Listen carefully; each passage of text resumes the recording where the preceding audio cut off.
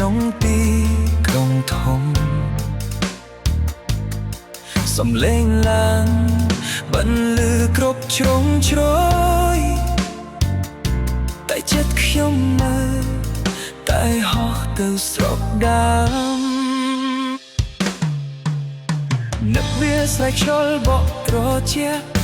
នឹកដើមធ្នោតឈរចាំផ្លូវចាស់នឹកសំឡេងម៉ែហៅពេលថ្ងៃលងាចនឹកផ្ទះទូចដែលពោពេញដោយក្តីស្រឡាញ់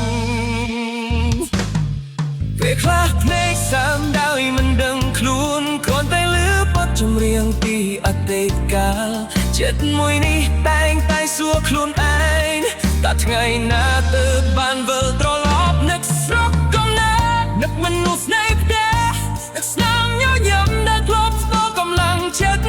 ទួនៅឆ្ងាយបែបដងមិនដែលឆ្ងាយព្រោះស្រុកកំណើតរស់នៅក្នុងដួងចិត្ត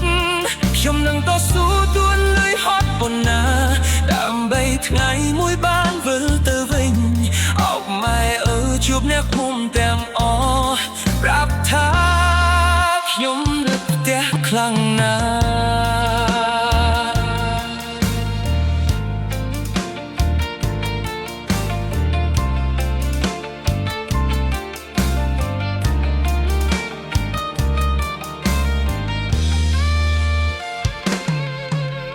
ផ្លូវក្រហមដែលធ្លាប់ដើរលេងស្ពានឈើចាស់ក្បែរមាត់ស្ទឹងស្ងប់សំឡេងក្មេងសើចសាយភ្លេងពេលល្ងាចនៅតែដកជាប់ក្នុងការចងចាំ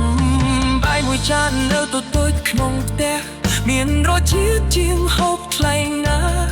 ព្រោះមានក្តីស្រឡាញ់ពីគ្រួសារដែលគ្មានទីណាអាចជំនួសបានបើខ្ញុំអាចរកពីខ្ញុំទៅសូមប្រាប់អ្នកនៅផ្ទះថាក៏នៅតែសោកកុំបារម្ភអីក៏នឹងវិលទៅ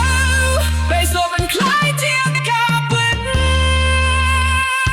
នឹកស្រុកកំណើតនឹកមិនយកនៅផ្ទះនឹកស្នាមញញឹមដែលមិនអាចបំភ្លេច